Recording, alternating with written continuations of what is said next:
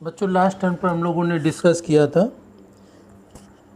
किसके बारे में, बायोगैस के बारे में। और कौन सा चैप्टर हम लोग डिस्कस कर रहे थे, उस चैप्टर का नाम से माइक्रोब्स इन ह्यूमन वेलफेयर, मानव कल्याण में सूक्ष्म जीव। जो चैप्टर हम लोग पढ़ रहे थे उस चैप्टर का नाम है मानव कल्याण में सूक्ष्म जीव या माइक्रोब्स इन ह्यूमन वेलफेयर।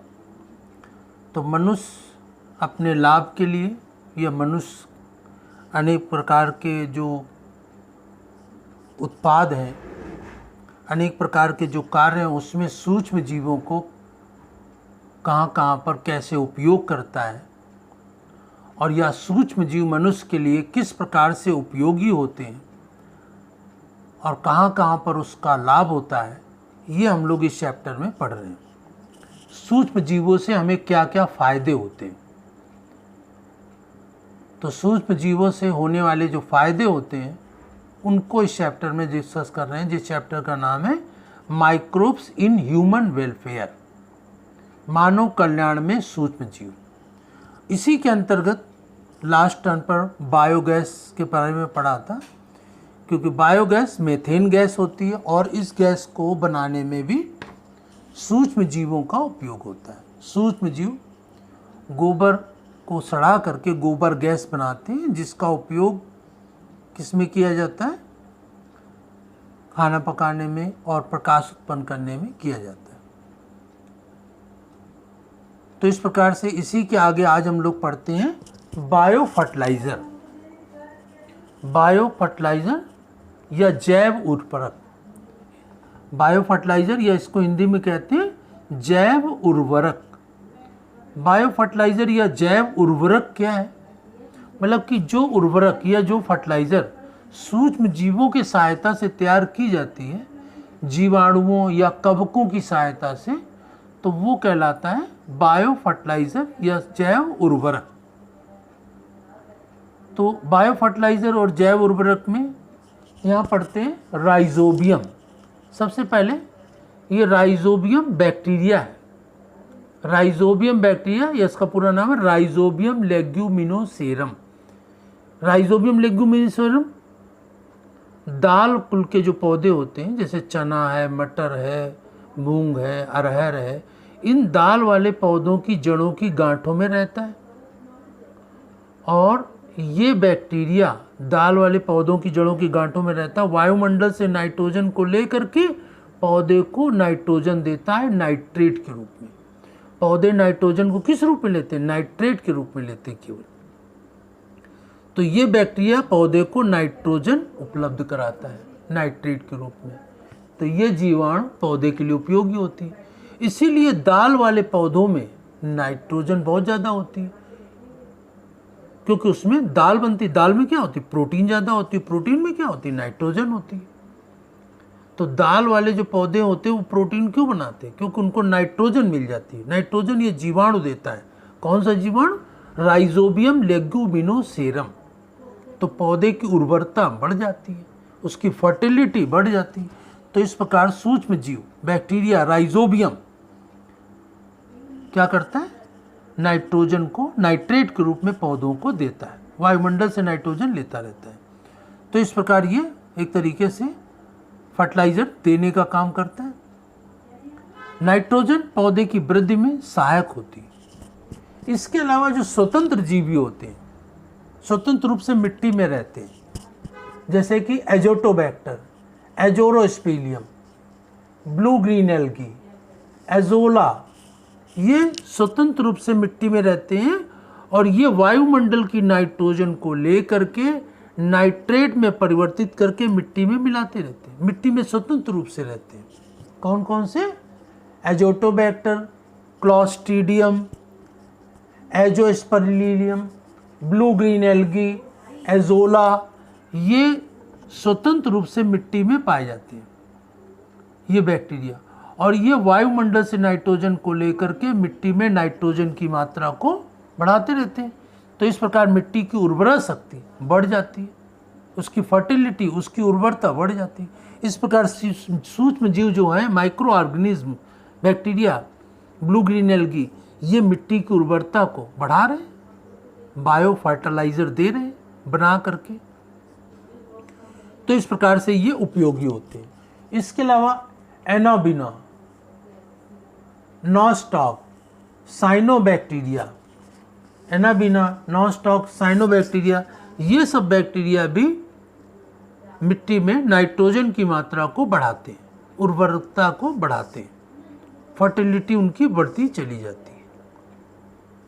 तो इस प्रकार से ये एनाबिना, नॉस्टॉक और साइनोबैक्टीरिया ये दूसरे पौधों के शरीर के अंदर रहती है, जड़ में, तने में, और वहाँ पर उसके अंदर नाइट्रोजन की मात्रा को बढ़ाती है, जिससे कि पौधे की वृद्धि, ग्रोथ तेजी से होती है।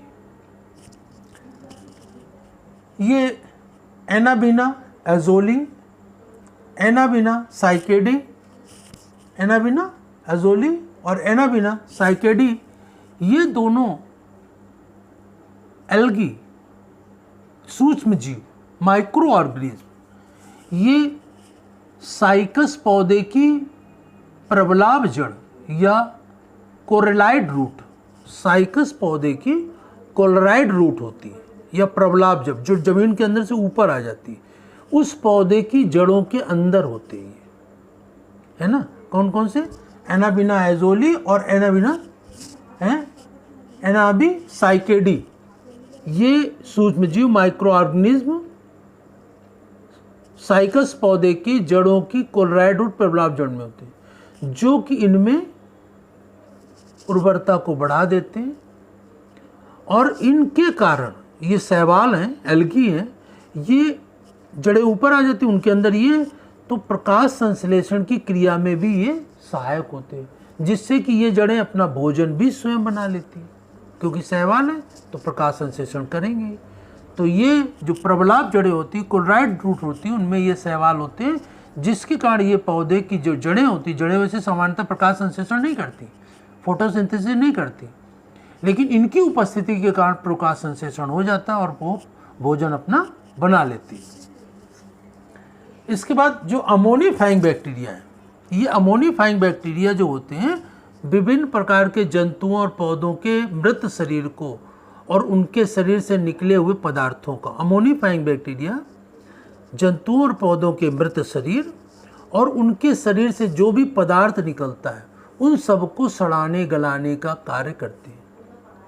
और सड़ाने गलाने से क्या होता है?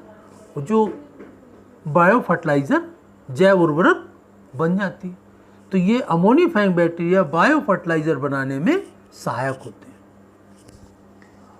माइकोराइजा, माइको मीन्स होता है कवक और राइजा माने रूट, है ना।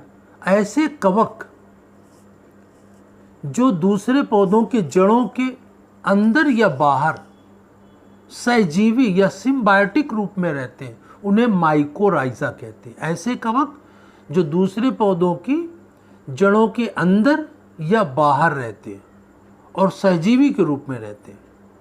मतलब कि सहजीवी का मतलब ये जिस पौधे के अंदर या बाहर रहते हैं उनको लाभ पहुंचाते हैं और वो पौधे इनको लाभ पहुंचाते हैं। दोनों एक दूसरे के सहजीवी के रूप में रहते हैं। जैसे बाहर रहते हैं तो बाहर ये जल और खनिज लवण दे करके पौधे को देते हैं और पौधा इसके बदले में इसको क्या देता है? कवक को भोजन देता है। तो इस प्रकार सहजीविता बनी रहती है। तो माइकोराइजा जड़ों में पाए जाने वाली कवक या फफूंदी है। ये एक्टोमाइकोराइजा भी होते हैं, एंडोमाइकोराइजा। एक्टो मतलब जो जड़ों के बाहर रहते हैं कवक, एंडो जो जड़ों के अंदर रहते हैं। तो ये सहजीवी के रूप में रहते हैं, सिम्बायोटिक फॉर्म में रहते हैं। सिम्बायोटिक फॉर्म में सहजीवी के रूप में, जो कि पौधों को जल और खनिज लवण उपलब्ध कराते हैं। पौधा इसके बदले में कवक को क्या उपलब्ध कराता है? भोजन उपलब्ध कराता है। जैसे कि एक्टोमाइकोराइजा पाइनस एक पौधे का नाम है, पाइनस या चीड़, ओक, इन पौधों की जड़ों में बाहर होता है। चीड़ में, पाइनस में, ओक में जड़ों के बाहर रहता है ये एक्टोमाइकोराइजा। और ये कवक जो होता है पौधों को उपलब्ध कराता है क्या? जल और खनिज और पौधे इसके बदले में इसको कवक को देते हैं भोजन। तो इस प्रकार ये सहजीविता या सिम्बायोटिक फॉर्म बनी रहती है। तो इस प्रकार से बैक्टीरिया, एल्गी और फंजाई, जीवाणु, कवक और शैवाल, ये तीनों सूक्ष्म जीव हैं और ये तीनों सूक्ष्म जीव मिट्टी की उर्वरता, उसकी फर्टिलिटी बढ़ाने में सहयोग करते हैं और बायो फर्टिलाइजर भी बनाते हैं। ठीक है ना, बायो फर्टिलाइजर मतलब मिट्टी की उर्वरता बढ़ेगी तो बायो फर्टिलाइजर बढ़ेगी तो वो पौधे के लिए उपयोगी होगी। ठीक है ना, जैसे कि ये राइजोबियम बैक्टीरिया है ना, जैसे कि माइकोराइजा ये कवक है, एनाबेना शैवाल है। तो इस प्रकार से बैक्टीरिया या जीवाणु, कवक या फंजाई, शैवाल या एल्गी, ये तीनों ही क्या करते हैं, उर्वरता को बढ़ाने का कार्य करते हैं, मिट्टी की फर्टिलिटी को बढ़ाने का कार्य करते हैं। तो इस प्रकार से बायो फर्टिलाइजर के बारे में शॉर्ट नोट लिखने को आता है। बायो फर्टिलाइजर या जैव उर्वरक क्या होती है, कैसे बनती है ना, कौन कौन इसको बनाने में सहयोग करता है। तो बैक्टीरिया, फंजाई और एल्गी, जीवाणु, कवक और शैवाल, ये तीनों करते हैं। तो ये जो हमने बताया है इसको आप ध्यानपूर्वक सुन करके, समझ करके और अपनी फेयर कॉपी में हेडिंग डाल करके लिखेंगे बायो फर्टिलाइजर या जैव उर्वरक के ऊपर शॉर्ट नोट लिखेंगे।